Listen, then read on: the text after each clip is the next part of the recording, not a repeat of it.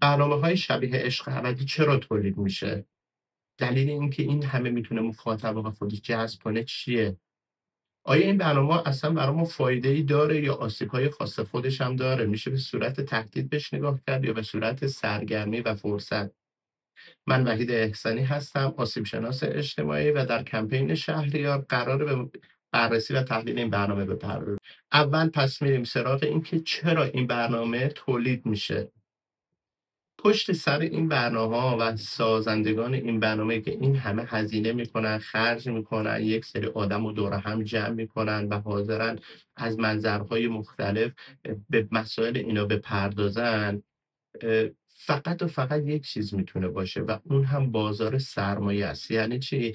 یعنی شما وقتی به عنوان یک مخاطب جذب این برنامه ها میشی یا ما جذب این برنامه میشیم و شروع میکنیم از اینترنتمون مصرف کردن، سبک زندگی اینا رو دنبال کردن و ناخودآگاه جیب اون سرمایه دارایی که اینو به عنوان یک بیزینس برای ما راه انداختن رو داریم پر میکنیم. یا بهتره بذارید بهتون بگم که اصلا بازار سرمایه است که رسانه رو مدیریت میکنه. یعنی سیستم نظام سرمایه داری یعنی پوله، یعنی تمام داستان سر اینه که آقا کل رسانه های دنیا برای پول کار میکنن. اهم از رسانه‌های سیاسی که اخبار تولید میکنن، اهم از رسانه‌های حتی مذهبی و معنوی، اهم از رسانه‌هایی که فرهنگ رو تولید میکنن، روزنامه‌ها که تلویزیون، رادیو، تمام شبکه‌ها به نوعی برای نظام سرمایه‌داری دارن کار میکنن که اصل نظام سرمایه بر پایه پول و اقتصاد بنا نهاده شده. حالا چی کار میکنن اینا که اینقدر برنامه پر مخاطب و جذاب میشه و میتونه دغدغه روزمره مردم به نحو نوعی بشه؟ میخوایم بریم سراغ چیزهای خیلی مهمی که اینجا میتونه چیزهایی تو ذهن ما باز کنه، یه نشانه‌هایی بهمون بده که ما تفکری رو در خودمون تقویت کنیم به اسم تفکر انتقادی که در مواجهه با انواع اقسام برنامه‌هایی که از رسانه‌ها پخش میشه ما همیشه دو تا سوال رو بپرسیم: چرا تولید میشه؟ چگونه تولید میشه؟ اصلا چه چیزی پشت این داستان هست؟ این چه تکنیک هایی به کار میبرن؟ در واقع کدوم قسمت بعد روان ما رو هدف قرار میدن که میتونن انقدر جذب مخاطب خوبی داشته باشن و میلیونی ویو بخوره این برنامه و یه جورهایی میبینیم توی جامعه ما دغدغه روزمره مردم شده. اول میریم سراغ این که از لحاظ غریزی چه تأثیری در ما میذاره. ببینید ما انسان‌ها در واقع آدم‌ها بهتره بهتون بگم از رویکرد زیستی جنسمون حیوان، نوعمون بشر. دقت کنید ما جنسمون حیوانه، نوعمون بشره توی جانوران. حالا این یعنی چی؟ یعنی ناخودآگاه بدون اینکه ما بدونیم خیلی از رفتارهامون رو به صورت غریزی و به سمت و سوی غرایزمون حرکت میکنیم. غرایزی شبیه غریزه پرخاشگری، غریزه شبیه غرایز جنسی، غرایزی شبیه احساسهایی که برای بقا و تنازعمون مدام در تقابل هستیم با دیگران. یعنی برای موندنمون می‌جنگیم، برای اینکه بتونیم دوام بیاریم مدام در تنش هستیم و تقابل هستیم. خب حالا اینو شما داشته باشید ببینید این برنامه چه کاری با آدم میکنه. اولین کاری که انجام میده یه همچین فضایی رو به وجود میاره. یعنی افراد وارد یه سری بازی‌های عاشقانه میکنه، به اصطلاح وارد یه سری بازی‌ها میکنه و اینها یواش یواش تو اون رقابت‌های غریزی قرار میگیرن و برای بقا و موندن خودشون شروع به حذف همدیگه میکنن. دقیقا از قانون بقا و تنازع طبیعت دارن تبعیت میکنن. اولین مورد اینه و این برای مایی که بیرون گود نشستیم به عنوان مخاطب میتونه خیلی جذاب باشه. چرا شما وقتی راز بقا رو هم نگاه میکنید برنامه فوق‌العاده جذابه. وقتی شما میبینید آدم‌ها به خودی خودشون یه جاهای درگیر یه سری مسائل هستن و ما کنجکاوانه اینا رو رسندگی کنیم، کلا از لحاظ ساختاری برای ما جذابه. بذارید براتون یه مثال بزنم. شما تصور کنید توی خیابون دارید رد میشید، یک نفر داره یک کلام زیبایی رو میگه، یه شعر قشنگی رو میخونه. ببینید چند نفر وای میسن و به این فرد نگاه میکنن؟ معمولا تعداد کمی. اما تو همین خیابون اگر رد بشید 2 نفر دارن با همدیگه دعوا میکنن، ناخودآگاه نگاه‌های خیلی زیادی به سمت و سوی این افراد جذب میشه. یا تو پیج اینستاگرام معمولا برای بالا بردن تعداد مخاطبا یه جاهایی تنش و دعوا به وجود میارن، یعنی دعواهای زرگری به وجود میارن، به خاطر اینکه افراد میرن میگن ببینیم چی شد پس این داستانه. خیلی من تو این قضیه سعی کردم ریز بشم که ببینم آیا افرادی که این داستان رو نگاه میکنن کدوم قسمت های موضوع براشون جذابه. دقت کردم یکی از موضوعاتی که براشون جذابه همینه که الان اینا سر چی دعواشون شد، یا ببینید با همدیگه چه رفتاری انجام میدن. ناخودآگاه این برای ما طبق حتی نظریات روانشناسی هم برای ما جذابه، چون ما طبق غرایز جنسیمون و غرایز پرخاشگرانمون خیلی تحت تاثیر اینها در واقع تو تقابل هستیم که اون غرایز جنسی، حالا عشق از جنس اونه، لذت ها از جنس اونه، تولد از جنس اونه، بقا از جنس اونه، اما اون غریزه پرخاشگری که به حسادت، رقابت، حسد کردن، خشونت و حتی عدم طرف و نابودی طرف در واقع ما رو سوق میده. پس اولینش اینه که این برنامه با دست گذاشتن روی این غرایز حساس ما میتونه خیلی ماها رو جذب خودش کنه.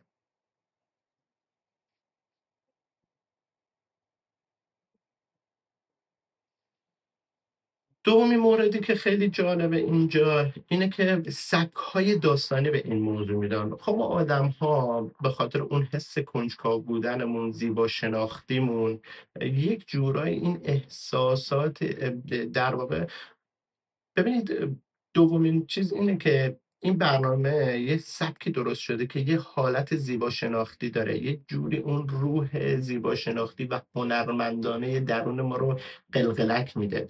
یعنی چی؟ یعنی خب داستان پردازی خودشه که از هنرهاییه که ما توی دنیا در واقع داریم، از هنرهای هفتگانه ما یه جورایی تلقی میشه.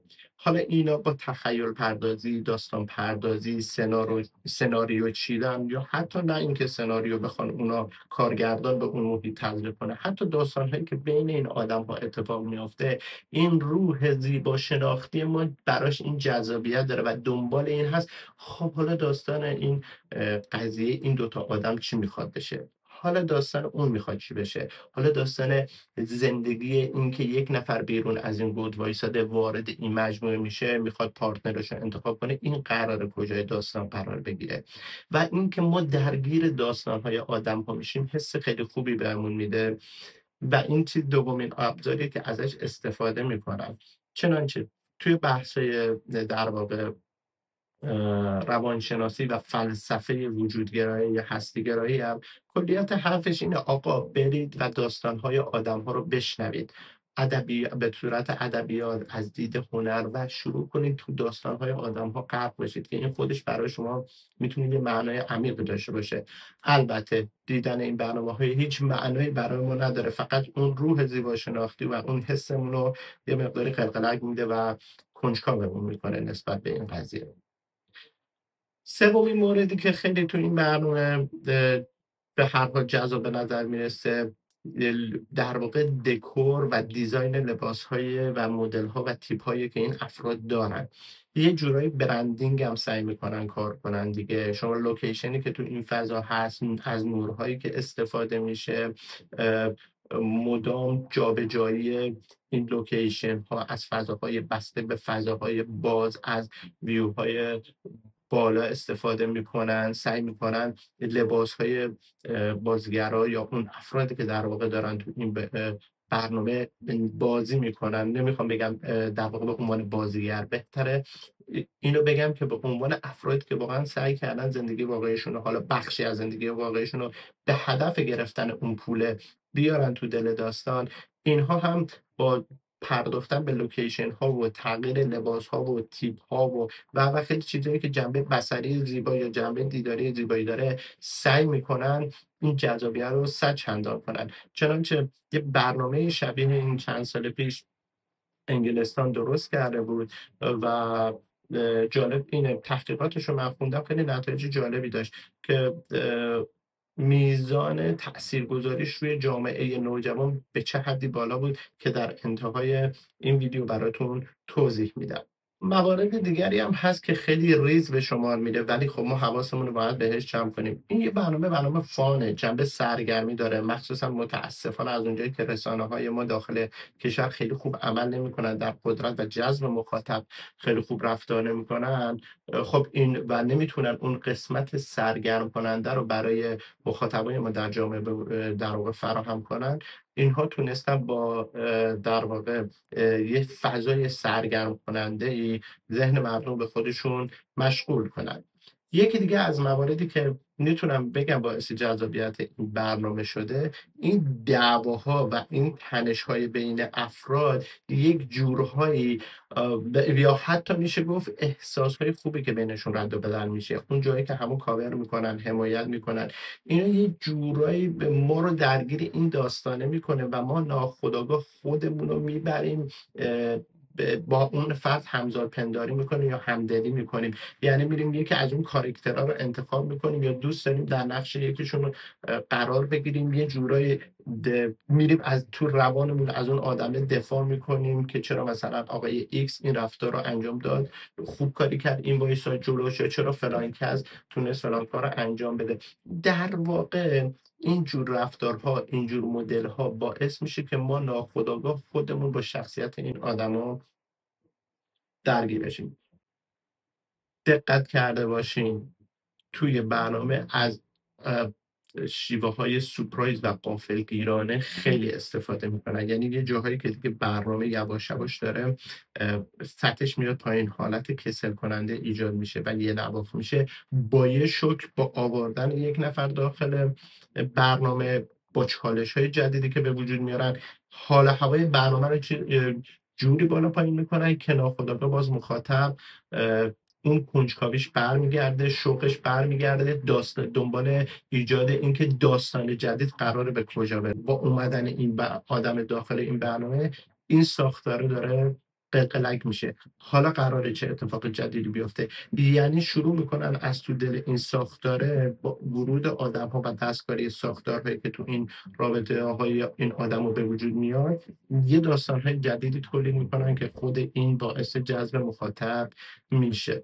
خب این بخشی از دلایل جذابیت این برنامه بود که من براتون گفتم. حالا بریم سر این که واقعا این برنامه ها تا چه حد به درد ما میخوره، واقعا میزان آسیباش بیشتره یا میزان این احساس سرگرم کننده که برای ما داره، یا چه مزیت هایی داره. مزیتاشو که گفتیم حالت سرگرم کننده سطحی روزمره از این جنس داره و چیز خاصی دیگری آیا پشت این موضوع هست؟ اگر ما اینو به عنوان یک فرصت و به عنوان یک آیتم آموزشی بهش نگاه کنیم، میتونم بگم بله.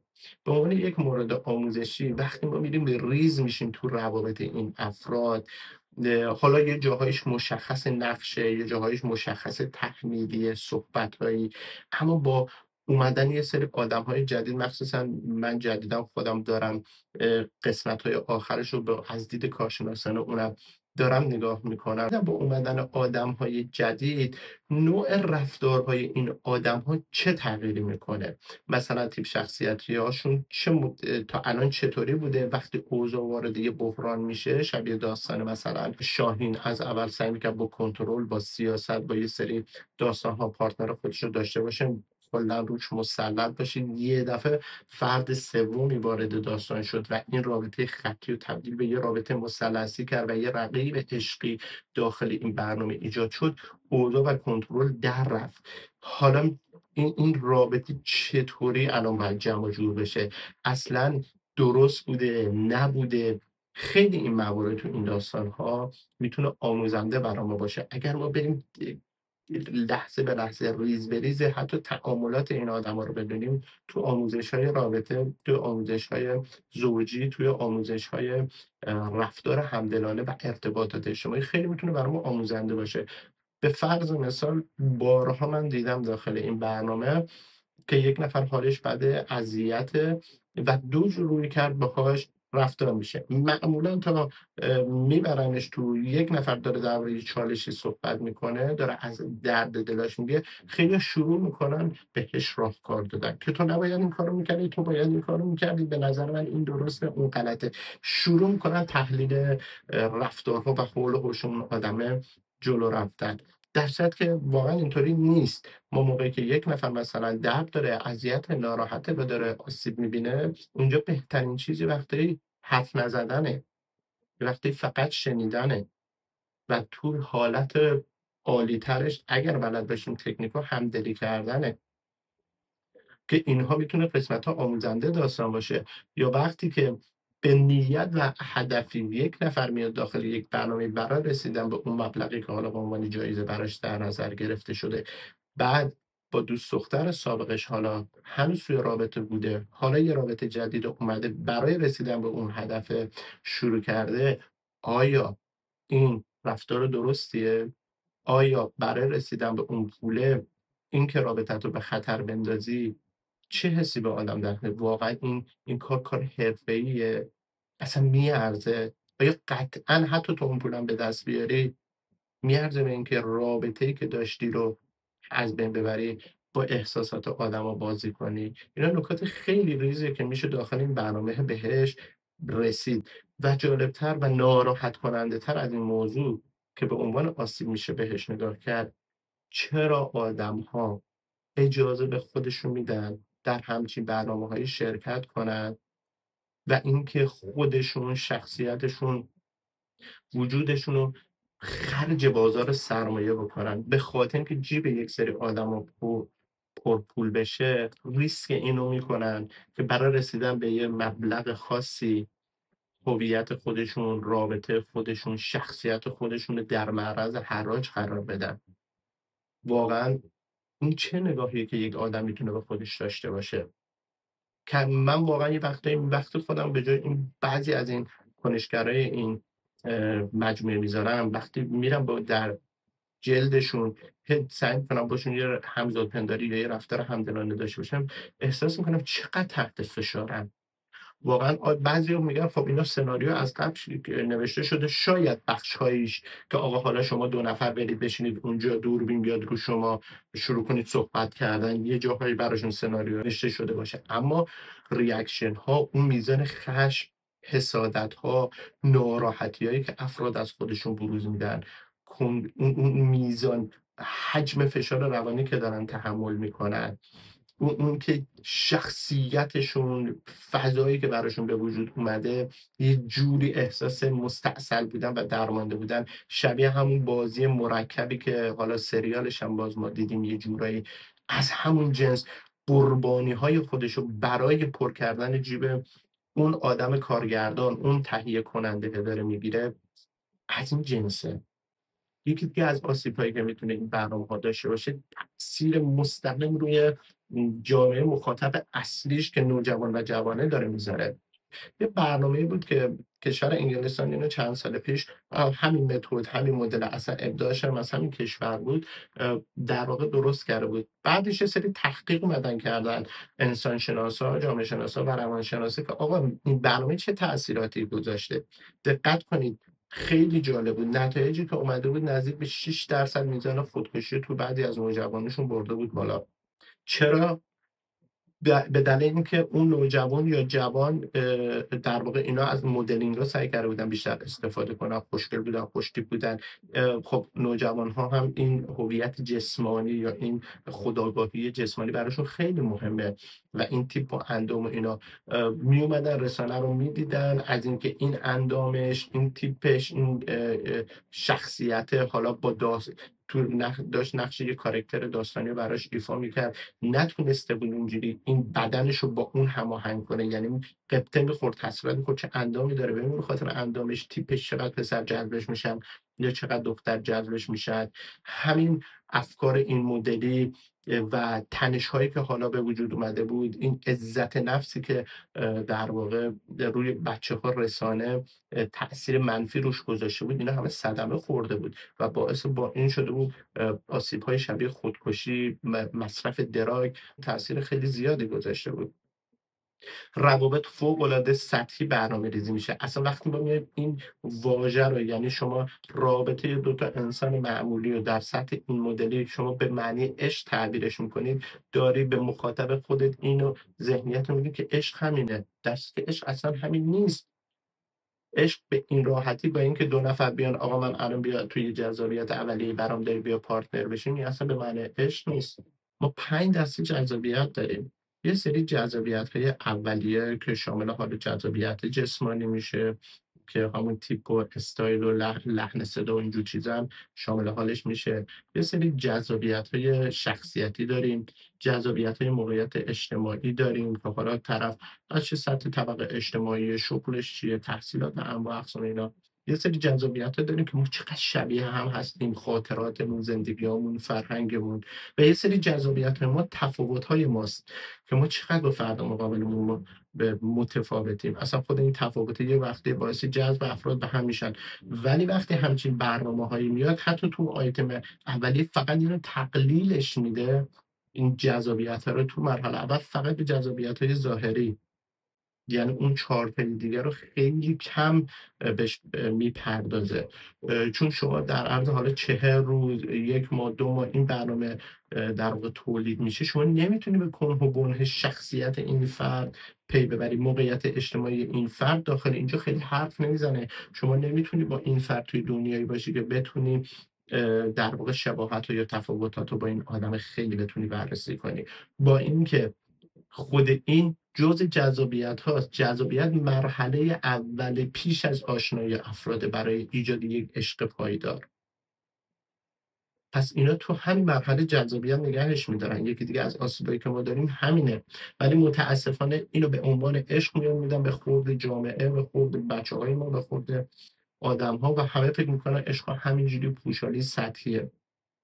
یکی دیگه این که شما اینجا واقعا اون معنی تعهد، اون معنی مسئولیت پذیری، اون معنی در واقع به اون نمیخوام خیلی سنتی بهش نگاه کنم، ولی از لحاظ نیازی خانم ها دوست دارن اون مردشون، اون کاراکترشون، اون پارتنرشون، اون غیرت اصطلاحا یا اون توجه از جنس مردانه رو روش داشته باشه. مثلا تو فرهنگ ایرانی ها این خیلی زیاده و داخل این برنامه عملا این تابو شکسته میشه و یه تعارض، دعوا و پارادوکس عجیبی تو روان آدم ها به وجود میاد. کدوم درسته؟ دختر میشینه فکر میکنه آیا من الان واقعا کسی که دوستم داره باید اون میزان حساسیت یا تعصبم حالا تا یه اندازه، نمیخوام بگیم زیاد، روم داشته باشه، یا نه اینا درست دارن میگن که نه من امروز با هر کی دلم خواست باشم، فردا با هر کی دلم خواست نباشم. یا برعکس پسر همینطور.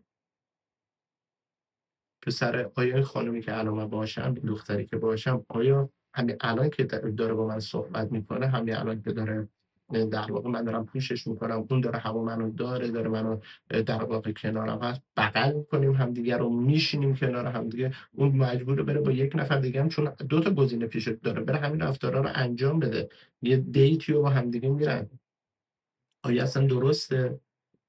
و اینا اوناییه که به اسم شناخت میان تو قالب سطحی به خورد جامعه میدن و واقعا معنا و مفهوم زیبای عشق پر از معنا، پر از احساسای خوب، پر از فلسفه، پر از داستان‌هایی که ما از تو دلش کلی ادبیات و کلی مجهولات و کلی در واقع میتونیم بگیم نیروی برانگیزنده انسانه که از علما، از شاعرها، از فلاسفه، همه اینا سرش به عنوان یک چالش واقعی همچنان دغدغه دارن، ولی ما میبینیم در سطح خیلی لایه معمولی و سطحی داره عبور میشه از این قضیه و تبدیل میشه به یک ابزاری برای پر کردن جیب رسانه ها و سرمایه داران پشت این رسانه. و این یه معضل خیلی بزرگه که متاسفانه خیلی حواسشون نیست و بدون اون چرایی و چگونگی، اینکه چرا تولید میشن این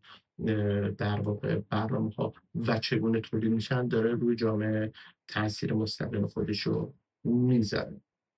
خب این آسیب هایی بود که در واقع به صورت یه پادکست خلاصه و امپیتری من سعی کردم براتون تو این مرحله اول توضیح بدم. سعی میکنم در جلسات بعد این بیارم بیرون، اگر بتونم این کار انجام بدم به صورت گزینشی در واقع رو ساختارا کار کنیم، روابط رو بیشتر تحلیل کنیم. این آدم الان گیر کارش کجا بود، چرا این آدم با این آدم به مشکل برخورد کرد، بهتر بود چه واکنشی این خانم نسبت به این آقا یا این آقا نسبت به این خانم انجام بده. بیشتر سعی کنیم در پادکست های بعد در واقع به این قضیه بپردازیم.